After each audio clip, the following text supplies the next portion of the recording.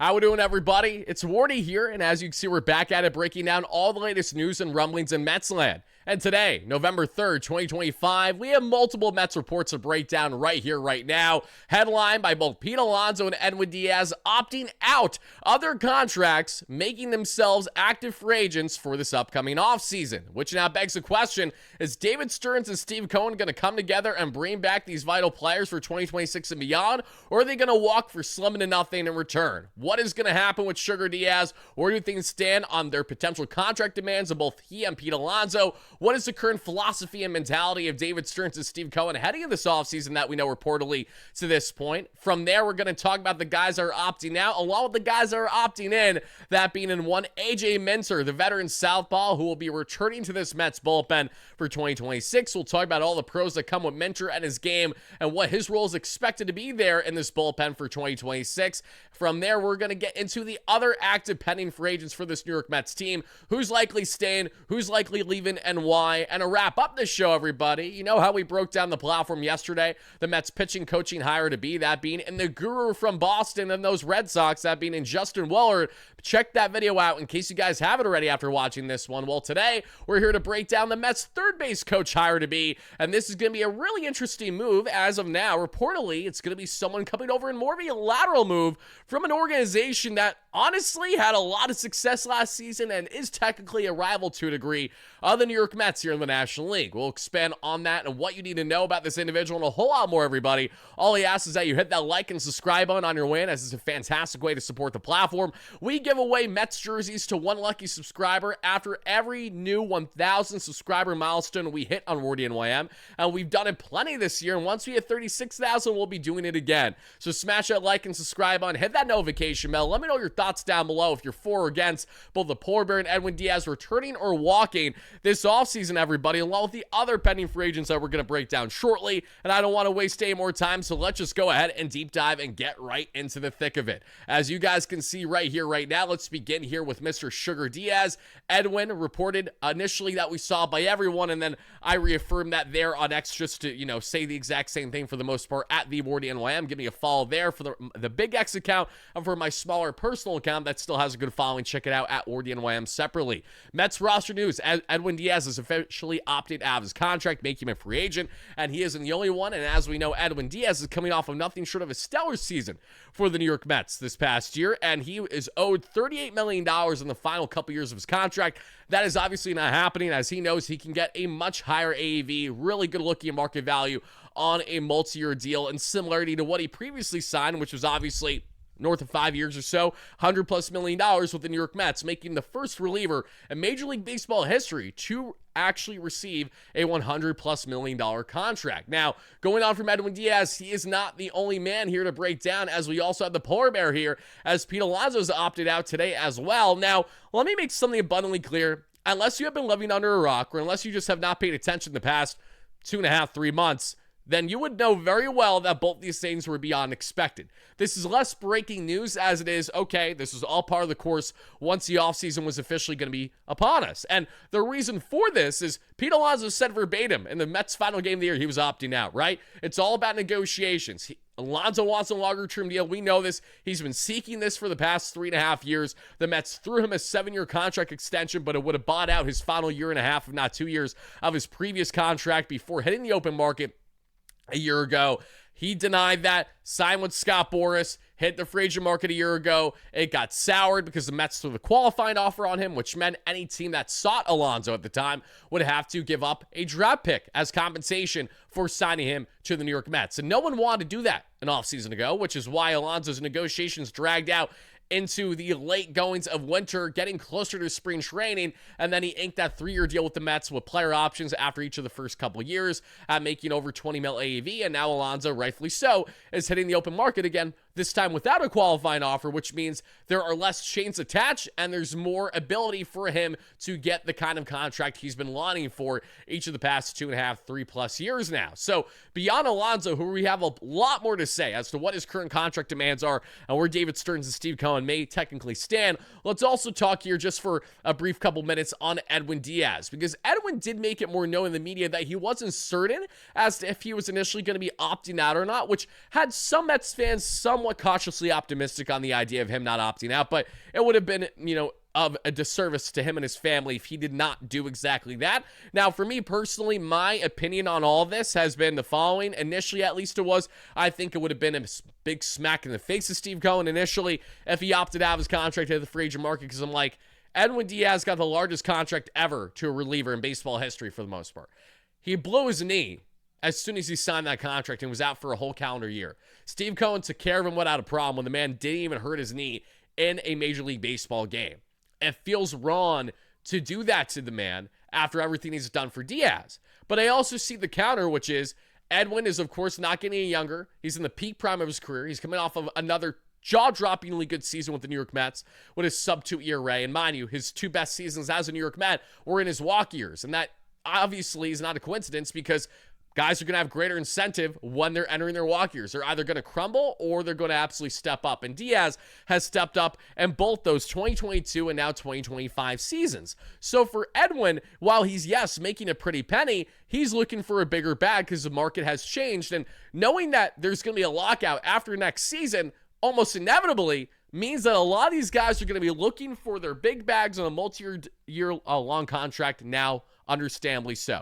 And for Edwin Diaz, why settle at $38 million the next 2 years when you can easily settle at double, if not triple that, when looking at the finances as well as the years? I think that would be silly of him not to heavily consider. And for Steve Cohen and David Stearns, it's now going to come down to where is their line in the sand when evaluating Edwin. Let's not forget, David Stearns is not the one who extended Edwin Diaz all these years ago. It was Billy Epler and Steve Cohen. So how is the dynamic going to be? This is a David Stearns that has not been overly willing to spend big on relievers in the past, but we also shouldn't compare too much on the spending that he did in Milwaukee or lack thereof, because when you had a penny pitching owner that gave you little to no wiggle room to work with, it's easier said than done to have success in the free agent market versus what he has now been able to do as Mets president, including giving Juan Soto the largest contract in North American sports history. And yes, Steve Cohen was the factor behind that, but David was still most certainly a part of all those negotiations. So how much does David Stearns value Edwin Diaz? Well, it's simple.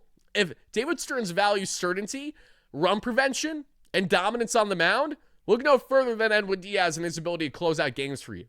For what was a very questionable and up and down bullpen throughout the course of the 2025 season for the Mets, the one certainty was yet again Edwin Diaz. And Edwin is giving off all the makings of a player that can easily go into his age 34, age 35 season and still be a very solid, if not very dominant reliever at the major league level. There's one thing we've learned from an Aroldis Chapman this past year. It's that you can most certainly have longevity in not only your ability as a dominant pitcher, but in velocity too, if you're taking care of your body and doing the right things. I mean, it's crazy to see Chapman still pumping at times that we saw this past calendar year, 105 on the gun, when he is Aroldis Chapman in his late 30s now. But Edwin Diaz has a lot more to give, a lot more left in the tank. He's been healthy. He's been reliable when the Mets have called upon him more often than not. The man was far from the Mets' biggest problem this year. He was one of our biggest bright spots, along with Juan Soto and some other individual player performances. So for all those reasons, you got to bring Edwin Diaz back, because yes, you can look at the abundance of relievers available in the free agent market.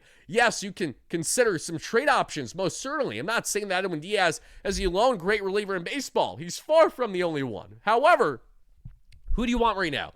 Edwin Diaz or Robert Suarez entering his age 35 season, and a player that the Padres are more willing to let walk than potentially bring back? Is that not a sign to say, oh, maybe there's a reason for that? Maybe, just maybe, it's in the Mets' best interest to bring back the guy who's dominated in New York, who, mind you, has done something that very few New York Mets have done, and that's land with the Mets, get ridiculed by the fan base terribly, look like a shell of himself, and find himself again in more ways than one. One thing that I love about Edwin Diaz more than most that I've seen in recent history while covering the Mets, as well as just being a fan, because Diaz has been here since 2019. I was just a normal fan like everyone else before I started doing the YouTube content covering them as well. And that 2019 season was dreadful. I remember Edwin Diaz, giving up bombs while I was in attendance in Philadelphia after the Toddfather and Todd Frazier tied in the ninth inning somehow. And I believe a June or July game that kept us in it, and then Diaz still blew it in the bottom of that same game. I've seen Diaz blow a lot of games. I've seen him have horrendous outings for the New York Mets, and I've also seen him dominate. And his mental fortitude is what I appreciate so much about Diaz. He's a man that took all the cries from the fans, all the negative and used it as a good.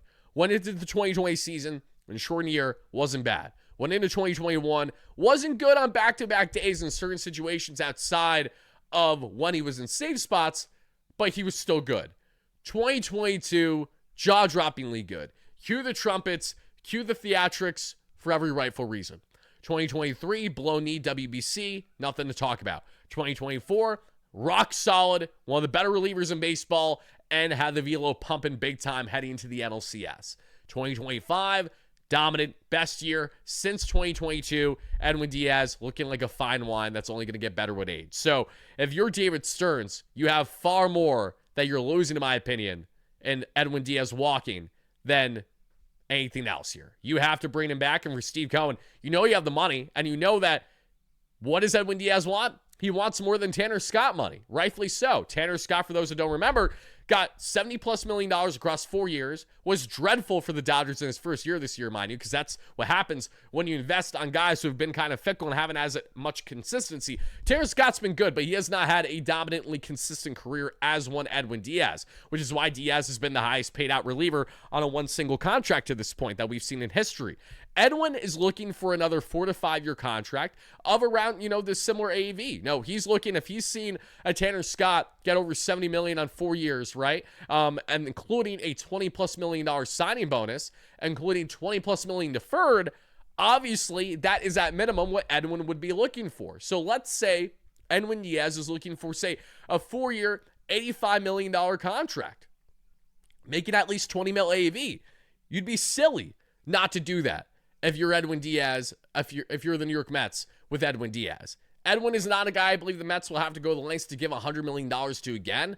I could be wrong in saying that. Maybe that would happen with, say, a massive bonus per se. Not entirely sure there. But what I am sure of is that Diaz, I don't think he's as focused as rewriting the market again as he is about just getting his rightful payday and wanting to stay comfortably in Flushing, Queens with the New York Mets. All the Mets need to do is make sure that they meet this man in the middle on what these demands are. And I think they're going to be smooth sailing otherwise. We're going to be looking at a lot of big paydays this offseason, but Edwin is far away from the biggest contract that we would see one David Stearns and Steve Cohen throw out there. So why not do everything in your power to bring back someone who clearly loves New York, loves to be here, knows how to succeed in New York, and is the biggest guarantee of a dominant closer that we would have heading in next season versus any other alternative option for the most part available in the market. For more reasons than one, bring Edwin Diaz back. Now to go from Edwin Diaz, let's just touch back briefly here on the Polar Bear and Pete Alonso. And the final thing I'll say about Pete for now is, what we know is that Pete is obviously going to be starting the offseason on a 7-year contract ask. This is no different than how he started last year's offseason. So no one, and I mean literally no one, should be shocked or surprised by this, okay? So Edwin Diaz looking for the big payday. We know that. Pete Alonso looking for the big payday. We know that. But Alonso has been looking for more of those years, especially with the pending lockout happening a calendar year from now. So if you're Scott Boras, if you're Pete Alonso, how do you play this market? You play this market by, of course, looking for that AAV of 25 to 30 mil AAV across those years, but you want the player control as well. So is there a world where Pete Alonso signs for 7 years? There's a world, but is it a realistic one? Far from it. I think unless you're a schmuck of a president who has no clue what they're doing, cough, cough, Artie Moreno, there are select few teams out there that I believe will go the lengths to reach 7 years for Pete Alonso.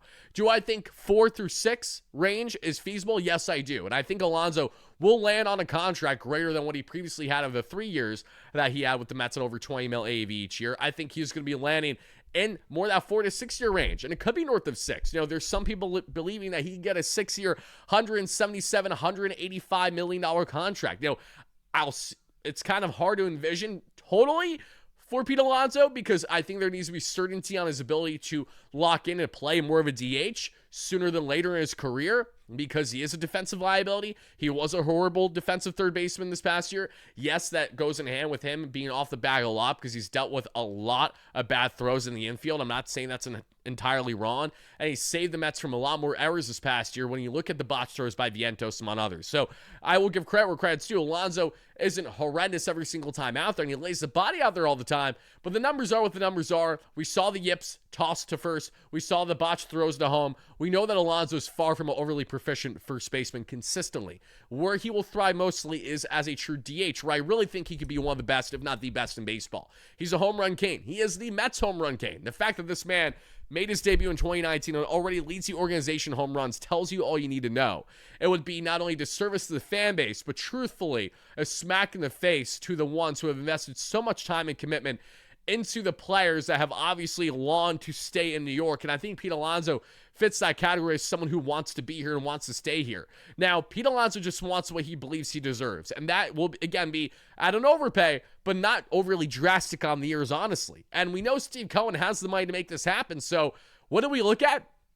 We look at a David Stearns that doesn't love the defense. We look at a David Stearns that hates the idea of not only the lack of defense at first base, but someone who may be a little stubborn in his ability to transition out of that first base position. Now, I say this fairly loosely because the reality is that not only does money talk, but Steve Cohen talks. And Steve Cohen was supposedly swayed quite a bit in the final negotiation between Pete Alonso, David Stearns, Scott Boras, and himself there in last year's negotiations. The final big negotiation sit down before the signing happened. Pete said verbatim to Stearns and Cohen's face that he's going to go down as a 500 home run hitter. He will go down the Hall of Fame regardless as if he's a New York Met or not. And that kind of set the tone for why, Alonso was not only charged and frustrated because he feels he's proven so much to this Mets team already. Why can't they just, meet him halfway on a deal? And the Mets did do that, but now Alonso has more talking here. Alonso has more say because he's going to have an open market without a qualified offer attached, which is going to have more teams enticed. And Alonso may be a bit more of an appetite to consider DH, and that is going to help prevail him for a big long-term contract. So we're going to see the back and forth of negotiations inevitably happen throughout the offseason. Do not be surprised when I talk one day on how reports are saying that a return looks unlikely, then one day a return looks likely. We know it's going to flip-flop this and that and then until a decision is actually made. But for right now, what we know is that there is rightful reason to believe that David Stearns doesn't love the idea of a Pete Alonso lockdown long term. And we also can see that Steve Cohen is going into an offseason scorched earth, pissed off, and knows how vital the Polar Bear has been in the organization. So unless this is about Alonso really looking for a contract that's just so out of the realm of possibility for the Mets, which feels hard to believe if I'm being honest with you, because Steve has the money to even eat the final years of that deal if it really does not work out after the first, say, 3 or 4, the Mets can handle it. If Pete Alonso is not a New York Met next year, I think it's a combination of David Stearns' lack of interest and bringing someone like him, thinking he's not for the better of the team, which will obviously be a terrible sell to the fan base. Pair that with Pete Alonso's interest in parting ways with the organization. Maybe he gets heavily swayed by an opposing team, like the Chicago Cubs, like the Boston Red Sox, whoever the case may be, and they really give him a good pitch, and understandably so, and how he could thrive there and how much they want him. Because that's the other thing. Alonso is going to see an offseason where he's going to have a lot of teams that show how much they actually want him in a way where they weren't really able to showcase that a year ago because there wasn't the same level of interest given the qualifying offer attached. And you have to wonder, an emotional Alonso, how much is his emotions going to factor in to his decision-making, if at all here? Is he going to stay level-headed and even keel on just wanting to return to the New York Mets if he gets the money he's looking for? So you look at those aspects, and then you look at the one final proponent of this all, with Pete Alonso, and what the future of him is going to be. He is a Scott Boras client, as we know, and Scott has done a lot of great work with Steve Cohen in the past, and Scott is obviously going to do everything that he feels is in the best interest of him and the player. But knowing that we have the CBA, knowing that there's so much uncertainty, and knowing that there's an adamancy to get these contracts down, there is truthfully a reality where that level of desperation could trump all here in negotiations, to the point where Alonso decides to deviate away from the organization because the Mets don't show enough certainty, or for the Mets, they decide to push Alonso aside, focus on both defensive and offensive output, knowing that they cannot allow another offseason where Alonso drags things from January to February and every other feasible DH and or first base option falls off the market. They can't risk that, because if they do and then Alonso doesn't sign with them, then they're not going to have feasible replacement options. And you have to wonder, how enticing are some of these other options out there from the first base and or DH market for David Stearns right now? So things we ponder, but rest assured, everybody, do I want Alonso back? Yes. Is it guaranteed to happen? That has yet to be seen. So we will wait and see on the front of the Polar Bear and his future. But I definitely want to know from you guys in the comments down below if you're for or against Pete Alonso returning for the 2026 season and beyond. We have more than enough money to make it happen, so you can't really use that as a heavy factor to say, oh, why it didn't happen per se. But if there's one factor that is not being accounted for enough, and I know this may sound silly, but please just hear me out. Is there a world where David Stearns and Steve Cohen believe that Pete Alonso is not part of the culture change they're trying to build? Is there a world where Pete Alonso may not exactly be the leader to the degree that they hoped he could be, and they believe that they could fill that void elsewhere more significantly that'll benefit them both on and off the field?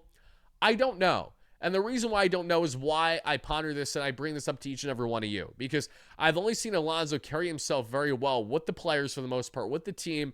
And yes, the media, he's fluctuated, but who hasn't? That's a non-factor in my opinion. What's a factor is the uncertainty behind how willing the Mets are to break away from this core this offseason. And you can't fault them for wanting to maybe deviate away, because what has this core brought them? Nothing but disappointment. Let's call it how it is. Some fun moments for sure, but fun moments are fickle when you see the LA Dodgers win back-to-back World Series championships. So definitely want to hear your thoughts in the comments down below about all that, everybody. So now let's go about from potential negatives, but still can be positive should they return, two guys who are returning, and that is AJ Minter. And AJ has opted into his $11 million, and he's making a bag for doing nothing. Let's call it how it is. Buddy, unfortunately, was cooked earlier this year. In case you guys do not know what happened with Mr. AJ Minter, if I'm not mistaken, I believe it was a completely torn labrum, but I'm just double checking for Minter here because I want to make sure I don't say the wrong injury here. Oh, it was, see, this is why I checked myself. Season-ending surgery. He had a fully torn lat is what happened. So that is what happened for AJ Minter. It was like fully off the, like it was nasty is what he said. It was not good. It just fully tore off. And he did post a 1.64 ERA with the New York Mets. Expected numbers, not as great, but still very rock-solid numbers. It is very limited sample sizes of like 11 innings or so. And that included a K per 9 of over 11 and a walks per 9 of around 4. And initially, to begin last season, it was going to be AJ Minter and Danny Young as the Mets' lefty options in the bullpen, but both of them went down with season-ending injuries in the first half of the year. And then Brooks Raley, who was anticipated to pair with AJ Minter at minimum as another quality lefty in the bullpen, didn't return until both those guys were down with injury. So now, as we enter 2026, the Mets are going to finally have that tandem that they have been longing for in both Minter and Raley. And I think that can easily be one of the better lefty tandems in all baseball. My only concern with Minter is just the process of coming back from injury. It's easier said than done coming back from injury when you are going through that significant of an injury. And also you have to look at the velocity. You have to look at a lot of things because this is back-to-back years for AJ Minter where he has a total now of 44 innings pitched. Not that it's a massive deal, but for a guy who is pitching relatively consistently the previous 4 or 5 years with the Braves, you do have to wonder, does this weigh on him at all, given the fact that he's missed a good amount of time? How does this impact his velocity, his effectiveness for someone who still has a career 3.23 ERA and a 3.16 expected ERA, a 10.9 K per 9 and a 3.2 walks per 9 in 397 games throughout his young career. Minter is entering his age 32 season, and Raley, who posted a sub-3 ERA for the Mets this past year, is a fantastic lefty reliever, the most reliable option in this Mets bullpen by far, without a doubt, outside of Edwin Diaz. They look like that they're going to be a nice duo. One just has to wonder, will AJ be fully ready to go by the time we reach spring training, or will it kind of be in similarity to last year where they slow-rolled him in spring training, and then he impacted the Mets, pretty much right away. It wasn't long after the season started, but maybe just not immediately for that first game or two. To be determined, but nonetheless, AJ Minter, sign him up, bring him on down. For those that don't remember, AJ Minter has been one of the best lefties in baseball for the past 5 years, his injuries aside during his time in Atlanta, and his effectiveness in getting both lefties and righties out has been absolutely chef's kiss. This is a man that can not only be a dominant lefty specialist for you, but a man that can get righties out at such great of a rate that you would not really even care the hand in this matchup when you see him go up there for the most part. So excited to see more of AJ because we only got a cup of coffee with him this past year, but let's talk about guys who maybe we got a cup of coffee with, and that's going to be it when looking at their future with the New York Mets, everybody, because now let's take a look at the pending free agents for the New York Mets before getting on to their soon-to-be official third base coaching hire that no one's talking about yet. Granted, I understand you didn't wake up today and say to yourself, oh my God, did Wardy talk about our latest third base coach hire to be? I'm salving at the mouth for it. I realize it's not going to be that kind of reaction from you guys, but nonetheless, coaching staff's important, obviously, to varying degrees, and I'm excited to break down who this individual is going to be. But Griffin Canning, who was awesome for the Mets for the most part before he ruptured his Achilles this year, Ryan Helsley, Starling Marte, Cedric Mullins, Tyler Rogers, Gregory Soto, Ryan Stanek, Jesse Winker are all now officially free agents. So Let's go down the laundry list of ones that I personally expect to return versus who I think are going to be parted with. Starting with who will not be returning. I love the man to death. I wish him the best. But unless he takes like basically just $1 or $2 million to be on this roster, and even then, I don't think that's enough for David Stearns. I think David Stearns was so deterred from a Jesse Winker to make one single play in the outfield last year, be the only play he made before going down with what would be the end of his season. And that doubleheader game and a rainy start to that game against the St. Louis Cardinals with Blade Tidwell on the bump. It was the first game all year he played in the corner outfield, made one play for a ball, grade 2 oblique strain, came back flared up, tying up right away, hasn't been the same. I love Jesse to death. I was so excited to see a full season with this man on this team. I think his lack of aura and positive energy really hurt the Mets and not kind of getting that it factor throughout the year. Because it doesn't need to be the best player to just be a guy who can help be a momentum swing. And not having Jesse for pretty much all season did not help this team, in my opinion, for the vibes. Because we know Jesse isn't going to be a needle mover every time with the bat, but he can be a needle mover with the way that he impacts his surrounding cast. And as much as I love Jesse, I do think his time with the Mets has come to an end, so I wish him the best with his future endeavors. Ryan Stanek, wish him the best, and his wifey making the nice sourdough loaves, whatever they're making, the bread loaves after every big victory. She can go ahead and do that for a different team because it's not going to be in New York. Gregory Soto was awesome. His first 10, 11 innings with the New York Mets, he was jaw-droppingly good. He looked fantastic when he first was aboard with the New York Mets, and then he was batting practice in the worst ways possible. Gregory Soto brings the velocity that you want from a lefty. That's contrary from a AJ Minter and a Brooks Raley, but he lacks the effectiveness and precision in the zone for, I think, David Stearns to prioritize him. So barring changes, because I don't think it's completely impossible for Union, I do not anticipate a Soto reunion as of now. Tyler Rogers is a fascinating one because Tyler Rogers pitched fairly well with the Mets when he was traded.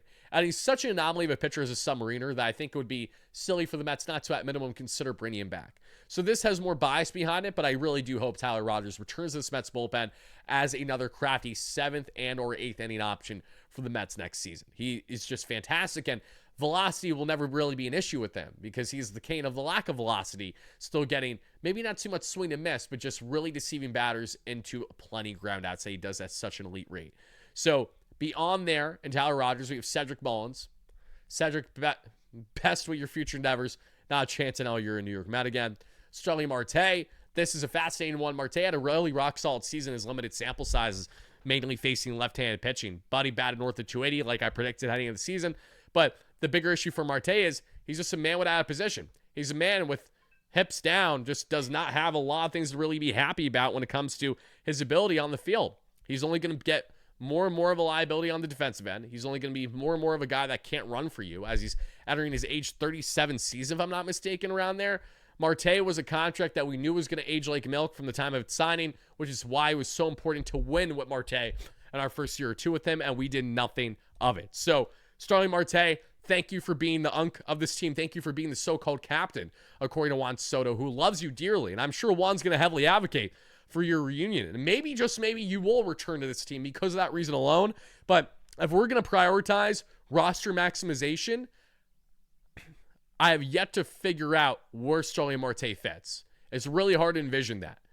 With the exception that is Marte really that lone veteran that they run it back with because they just know how valuable he is both on and off the field. Marte can give you some clutch pinch hits for sure. He can give you some value at DH, but is he someone that we want to rely on at any point whatsoever? No, not for the most part. So Marte, I do not anticipate to return, but if he does return, I guarantee Juan Soto is going to have something to say about that.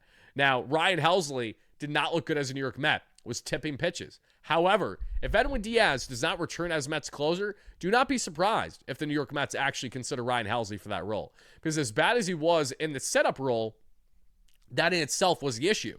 He's a closer through and through. A high-tempo, a fiery closer who had the most saves out of the National League a year prior with the Cardinals. We shouldn't lose sight of that just because, unfortunately, he got the yips and everything went wrong. He was settling down towards the end there. And unless he's a man that just simply cannot handle the big market after having a normal spring training and adjustment with the Mets heading into the season, because that was the first time he'd been traded in season as well. Not everyone's going to handle that well, especially relievers knowing how fickle they are. So for more reasons than one, Helsley wasn't his sharpest with the New York Mets. But do I think that there's a role where Helsley returns if Diaz somehow, some way does not return and he's the closer replacement? Yes, I do. That would be an exception. because Helsley absolutely is a guy who I think could still impact this team positively, but he's looking for closer money this offseason, understandably so. And if you're David Stearns, is it really a great sell to the fan base to let Edwin Diaz walk and let Ryan Helsley be the replacement after what he did in his limited sample size here? He's just asking for the fans to throw tomatoes at him. Griffin Canning, I hope, returns to the Mets, and I think he will return to the Mets, knowing how well he was thriving with the team and knowing how much I think the Mets could utilize him in kind of a rubber arm situation, the way that they probably would have utilized Tyler McGill if he wasn't going to be out for the next calendar year with injury. I think Griffin Canning is perfectly primed to slot into that McGill role for this upcoming season, to be utilized in various ways as long as he fully returns from that ruptured Achilles, and the handling situation be more than willing to do so. I think that will more than likely happen, barring changes. I think him going down with injury when he did, as prematurely in the year as he did, is something that David Stearns, Canning, and everyone else in company don't want to see the end of his tenure be. I could be wrong in saying that, but that's just what I'm going to go with for now. So, all right, guys, going on from those free agents, let me know who do you believe is going to be staying versus leaving out of all those following. But now, folks, before we wrap up the show, let's get into this reporting, because we got some reports here. And this is from Tim Healy. Not Tim Healy, I apologize, because he's on the comments down below. I guess the Tims have a pod, or he's joking about that, because Tim Healy used to be on the beat for the Mets through Newsday. Now he covers the Red Sox because he's from Boston area, if I'm not mistaken. Tim's a great guy. Tim Britton, also a very good guy from everything that I know. He and Will Salmon are your go-to for all things New York Mets reporting through The Athletic. And Tim, with a report here, not even on X, but on let's see. I'm butchering this. I apologize. Is it Blue Sky or B Sky app social? I don't use this one. I know that this was like the alternative to X that they made a year and a half, 2 years ago. I just personally have not been overly active on it, so I apologize. But Tim did report this that very few have seen, so I'm going to talk about it right now. One name to look out for in the Mets coaching search: Padres third base and infield coach Tim Leiper. Mets have interviewed Leiper for a position, according to industry sources. Now, Andy Martino of SNY followed that up essentially and said that the Mets are closing in on a third base coach hire. That was as of just over 24 hours ago when Justin Willard report came out through Will Salmon that he'll be the next pitching coach more than likely for the Mets. And that will be confirmed in the next 24 to 48 hours. Be on the lookout for it, everybody. But Tim Leiper is an interesting one because it does appear that the Mets are going to be bringing him in a lateral move. Now, how would the Mets land the active Padres third base coach to come in as their third base coach? Well, it's actually pretty simple. Mike Shildt, who was, of course, the manager for the San Diego Padres, retired from managing altogether and is out of Major League Baseball as of now. And him retiring means that naturally there's going to be a changing of the guard to the coaching staff, regardless of maybe the success level, especially for a third base coach where they're not always a needle mover per se. But this is the kind of veteran who's been around the game for a little bit that I'm not really surprised to see the Mets go down the route of. I would have loved a Ron Washington at third base, but I could see if maybe Ron doesn't sign any kind of role like that with any team this offseason per se.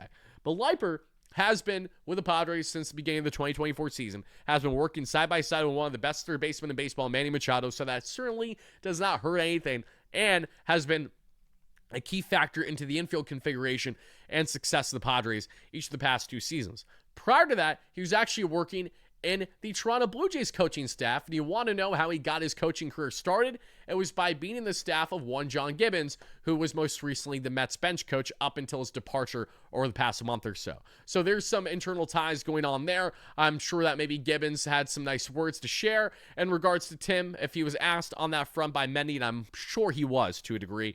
And Leiper looks like he'll be coming over in a lateral move, barring changes, to be the Mets' now third base coach. So with Leiper coming in now for third base for the New York Mets, he will be replacing Mike Sarbaugh, who really missed the mark towards the end of this past season. Sarbaugh, who had levels of success in Cleveland, especially when he was working with both J-Ram and Francisco Lindor. Now the Mets are going to be having one Leiper come in and hopefully provide some positive input on what he's learned with working side by side with Manny Machado, among others, over the past 2 years with Brett Beatty, Mark Vientos, Luis Angel Acuna, Ronnie Mauricio, among others, barring when they are inevitably traded, because not all those players will be New York Mets next season. I have to see to believe it, because it just makes so much sense as to why that shouldn't be the case.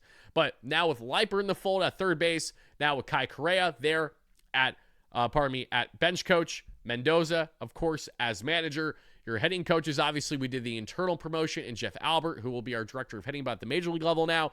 You pair him with who the Mets just brought in there, and Troy Snitker. Yes, that is the son of Brian, the longtime manager for the Atlanta Braves, and he has been each of the past 7 seasons the hitting coach for the Houston Astros, in which they have been very good. So the Mets have really rounded out their coaching staff hires fast over the past calendar month. They still have to figure out their bullpen coach hire and maybe like 1 or 2 other areas, maybe assistant pitching coach there. But for the most part, they are really settled on the big hires that they need to do this offseason to get set for next season. So Mets fans, let me know all your thoughts in the comments down below to everything that we broke down today, from the Alonso and Edwin Diaz news to the other active free agents to the reunion of one AJ Minter and now the upcoming new third base coach in a lateral move from the San Diego Padres and one Tim Leiper. If I'm butchering his name, I apologize, but I believe that's how you say it. Leiper. I feel like it'll be Leiper given that's L-E-I, but if I'm wrong, you guys let me know in the comments. Either way, thank you so much for watching. This is your guy Wardy signing out. I'll see you all real soon for more Mets content all week, all off season long. Let's go Mets, baby. Peace out, everybody. Have a great one.